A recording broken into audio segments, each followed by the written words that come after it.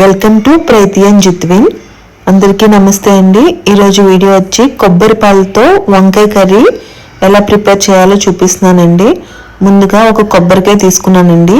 ఒక కొబ్బరికాయ తీసుకొని ఇలా చిన్న ముక్కలు కట్ చేసుకొని వీటిని కొబ్బరి పాలు తీసుకోవాలండి. కొబ్బరి పాలు తీసుకొని పక్కన పెట్టుకోవాలి.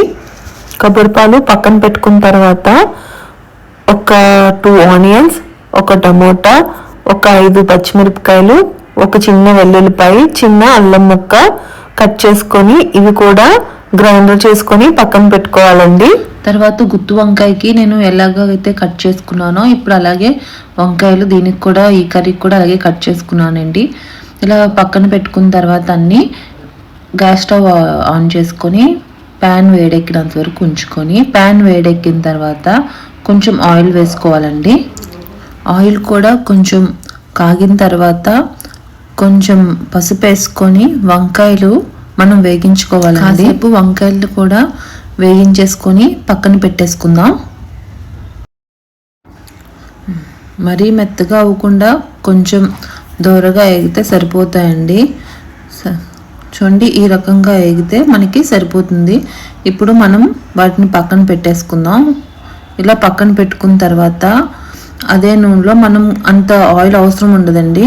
నేను వేగించడానికి కోసం అంత ఆయిల్ వేసాను. ఇప్పుడు ఆయిల్ అంతా కొంచెం తీసేసి కొంచెం ఆయిల్ ఎంతైతే కర్రీకి సరిపోతుందో అంత ఆయిల్ ఉంచుకొని మిగతా ఆయిల్లో తాలింపులకి జీలకర్ర, కరివేపాకు, ఎండుమిర్చి వేసుకొని తర్వాత మనం ముందుగా ప్రిపేర్ చేసుకున్నాం కదండి, ఆ ప్రిపేర్ చేసుకున్న ఆనియన్ పేస్ట్ కూడా వేసేసుకుందామండి.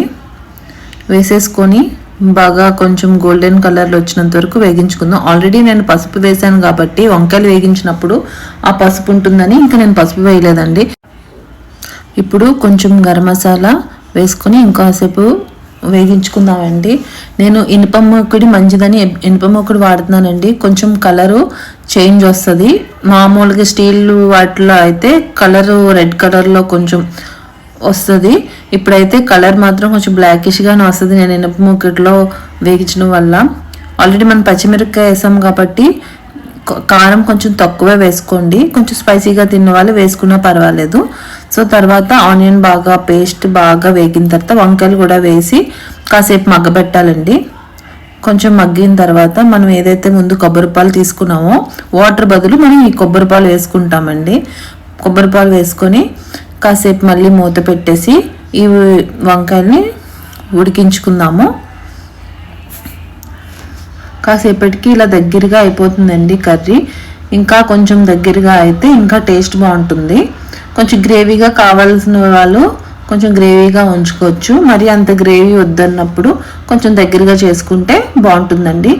మొత్తానికి ఇప్పుడు ఇలా ఆయిల్ వచ్చే వరకు కర్రీని అలా ఉంచుకోవాలండి. ఇప్పుడు ఆయిల్ తేలిపింది కదా, సో ఇప్పుడు మనకి కర్రీ అయిపోయినట్టేనండి. ఇప్పుడు స్టవ్ ఆపేసుకొని సర్వింగ్ బౌల్లో సర్వ్ చేసుకుంటే టేస్టీ వంకాయ కర్రీ రెడీ అయిపోయినట్టే. సో మీకు ఈ వీడియో నచ్చితే లైక్ చేయండి, షేర్ చేయండి, సబ్స్క్రైబ్ చేసుకోవడం మాత్రం మర్చిపోవద్దు.